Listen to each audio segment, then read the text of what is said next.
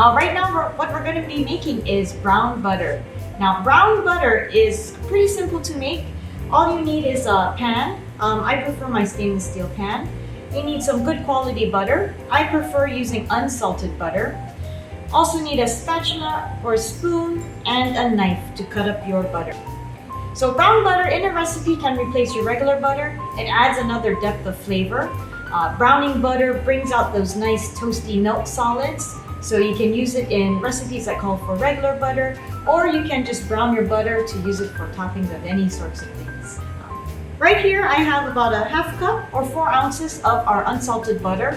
What I'm going to do is I'm going to open it up and just cut it into smaller pieces. So it's a little bit easier to melt than using a whole big block of butter in your pan.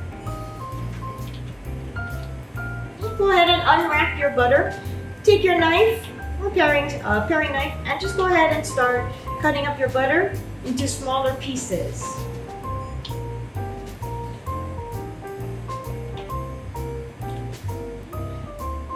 Once you get your pieces of butter, we're going to toss it into our pan and then turn on the heat. To start your pan, what you want to do is go ahead and start breaking up your butter pieces around the pan so it melts a little bit faster. I like to use a pan with a pretty thick bottom so it gives a nice even heat to it. And go ahead and start it on a medium. We don't want to be blasting the butter too quickly. It is easy to burn. I like to say low and slow, or nice on medium. Give it a nice quick stir. I'm going to get it off my spatula and keep moving it around the pan. Once we start to see some browning happening, you want to keep in mind about the temperature. Butter has a tendency to burn really quickly, so if you start to see it turning really quickly, make sure we stir it and take it off the heat source. Just another note, there is going to be some carryover cooking, which means that as the butter solids are starting to brown and caramelize, you want to remove it from the heat because the heat is going to be trapped inside and the temperature is just going to keep on cooking it. But what we are going to start to see is some bubbles happening.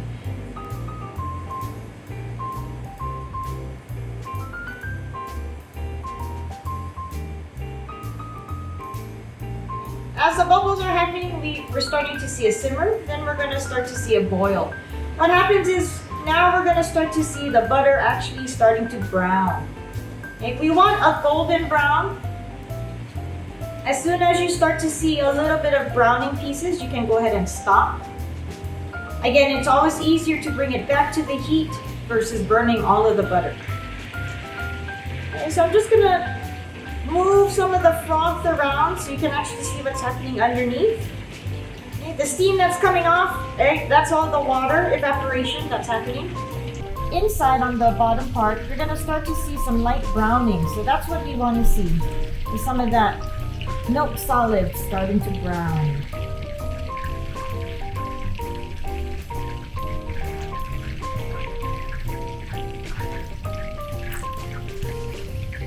Again, we're aiming for golden brown.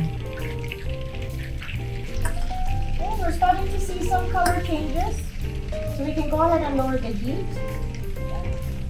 If you're not feeling too comfortable, right, if things are happening too fast, go ahead and remove it from the heat and check your butter underneath.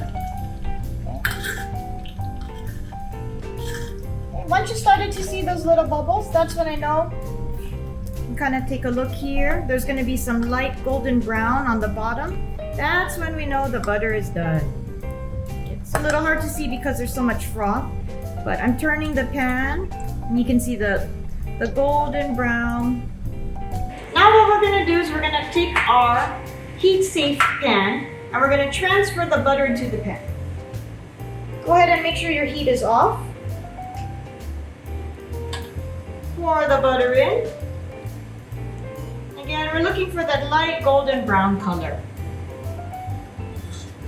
If it turns black, we have to start over again, unfortunately. And so always keep a good eyeball on it. Make sure we're removing things in the pan, taking a look at what's happening underneath the bubbles so you can see what the true color is. Okay? Once you got your butter into your heat-safe pan. We're going to transfer it into the refrigerator to chill so it becomes solid again.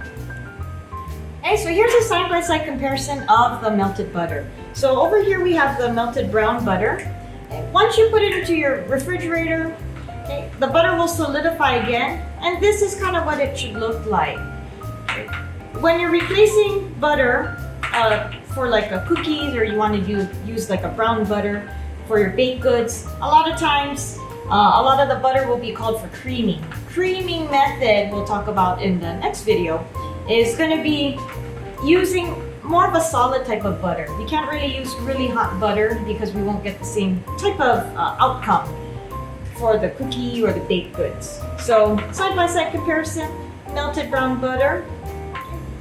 This is our brown butter that's been solidified in the refrigerator. You can see some of those little bits, but this is kind of what it should look like.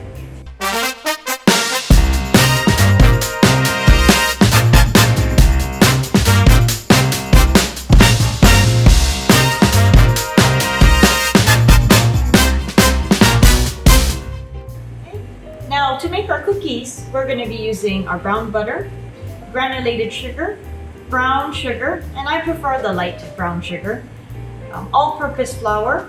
I have an egg. I use a large whole egg, our cinnamon, molasses, salt, baking soda, vanilla, and to give a little bit extra spice, we have ground cloves, ground nutmeg, and ground ginger.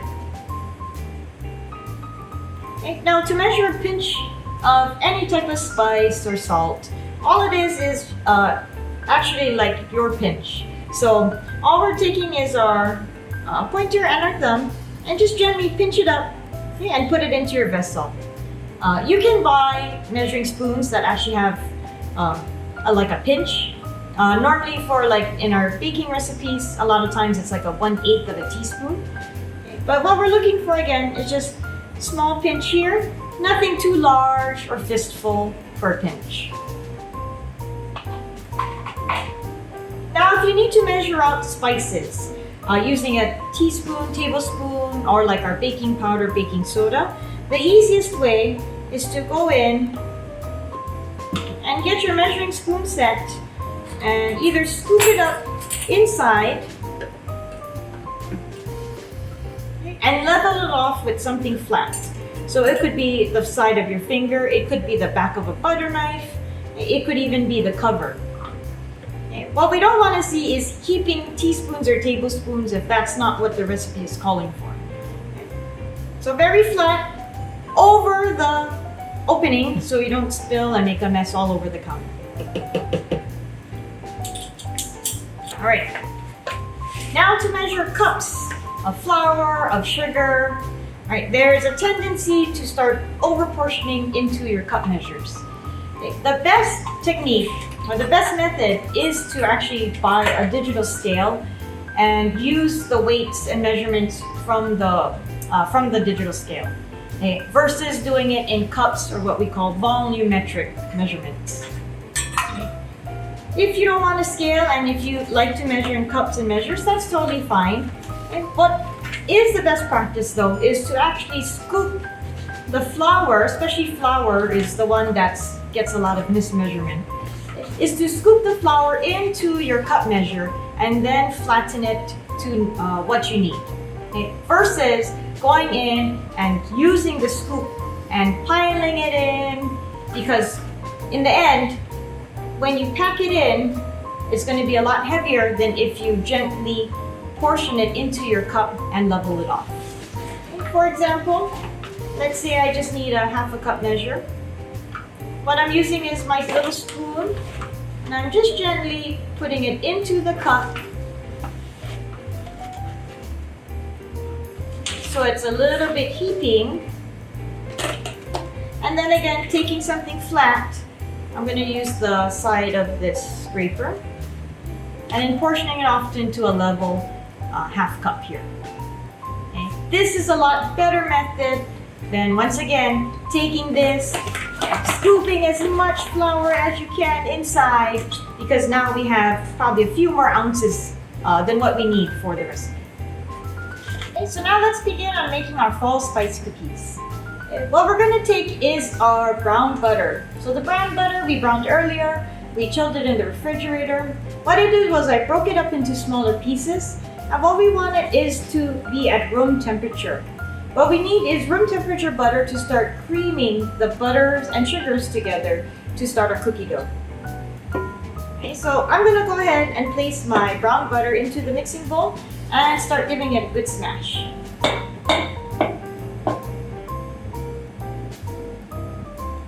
So it's up to you on what kind of tool you want to use to start smashing up your butter. You can use a wooden spoon, you can use a spatula. Some people like to get down and dirty and they'll go and get with their hands.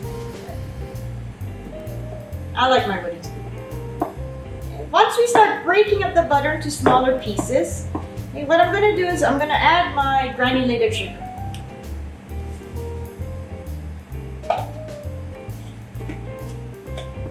Now what we're going to do is we're going to start mixing our granulated sugar and our butter together so it starts to become nice and smooth.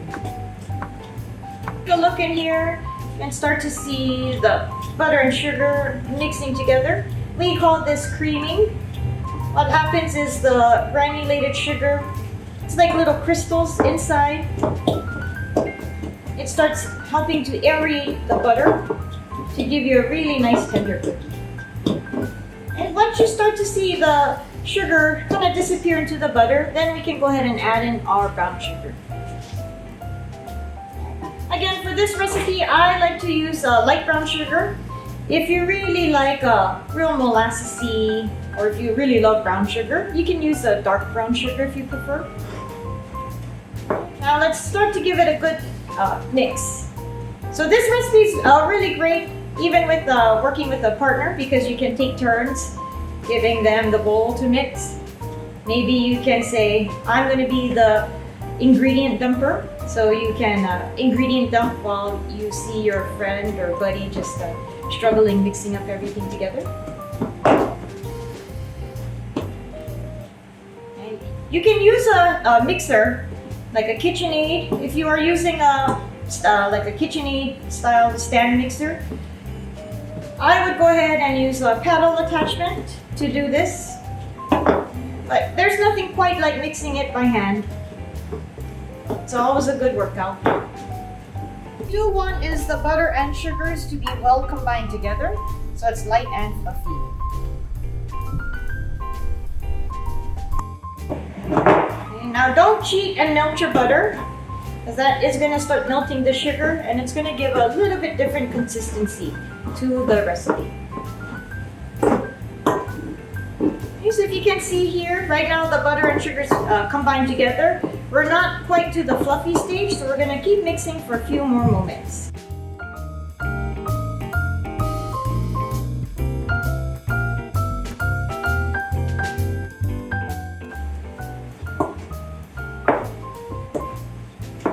What we don't want to see is any large butter clumps. So take care to make sure that the mixture, once you start mixing, if you do see a big butter clump or a big brown sugar clump, I know I've seen one in here, just go ahead and kind of take it out off to the side and then mash it, give it a little good mash.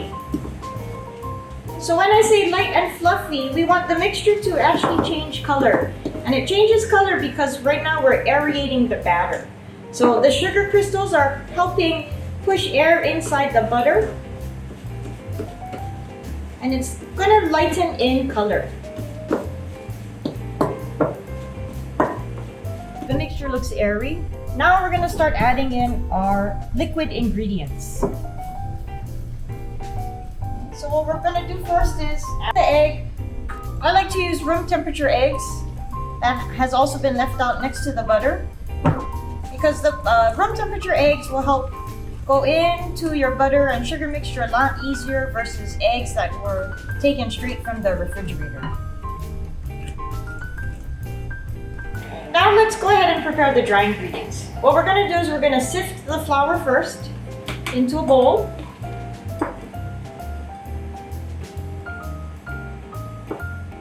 And now we're going to add in the cinnamon, the salt, and the baking soda.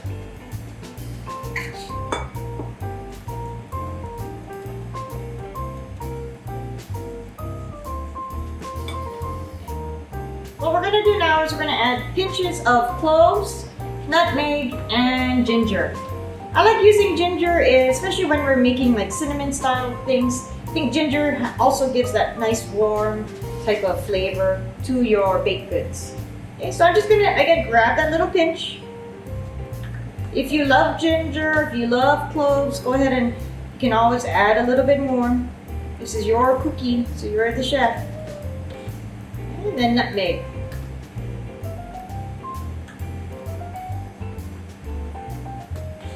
And we're just going to sift it together.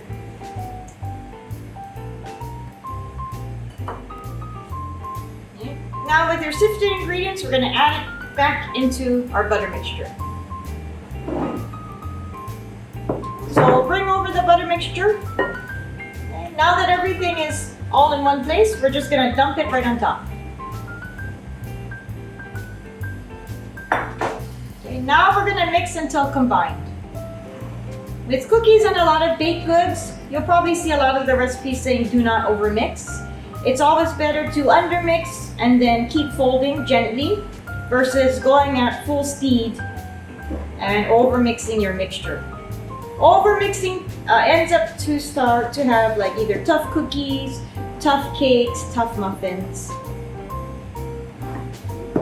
I'm doing an up and over folding motion here just to start incorporating all my ingredients.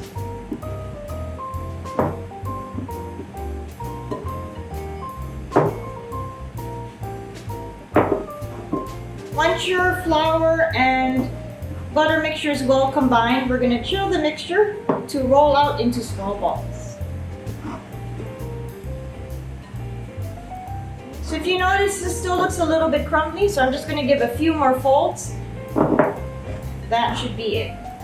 If you're using a mixer, like a stand mixer, you would again go ahead and add all your ingredients all at once. Mix on low speed until it's crumbly or combined. You can always take it off the stand and hand mix the last batch so you don't overmix. Make sure everything's well combined before sticking it into the refrigerator to chill down. Okay, to make your cookies extra special, what we can do is roll it into a cinnamon sugar mix. So what I'm going to do is I'm going to take some granulated sugar and cinnamon. Now for your cinnamon lovers, I know you're out there. There's a lot of cinnamon lovers out there. I'm a cinnamon lover. You can always add more cinnamon to it to your liking. If you don't like a lot of sugar, then you can always skip this step. Again, it's your cookie, however you want it. All we're going to do is just mix it together, and I'm just using my clean hands. Okay, so here we have our pre-rolled and smashed cookies. Again, it's up to you if you want to leave them into balls so they don't spread as much. If you like them to be a little bit more rounder, you can go ahead and give them a nice flat smash. Make sure you do leave space though so they don't bake into each other. Unless you want one big cookie that looks like maybe a snowman. Okay, so what we're going to do is we're going to load them into our preheated oven. Once they're done, we're going to bring them out, let them cool, and then it's ready to enjoy.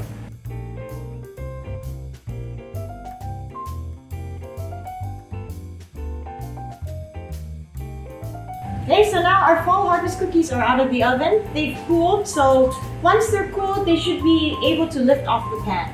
If they're a little bit sticky to the pan, what we are looking for is nice, kind of nice cooked edges. Okay, you can't really see the golden brownness, but a lot of times cookies on the bottom will be golden brown, and they should be easy to peel off the parchment paper once they're cooled. Okay, so you can go ahead and start plating them up. So these little bit larger ones were the ones that we smashed down. These ones that have the nice little crinkle top were the ones that were just rolled into a ball and placed onto the parchment paper to be baked. So depending on what kind of look you're going for, or even what kind of texture, will determine whether you want to squish them down or leave them as a ball. But enjoy!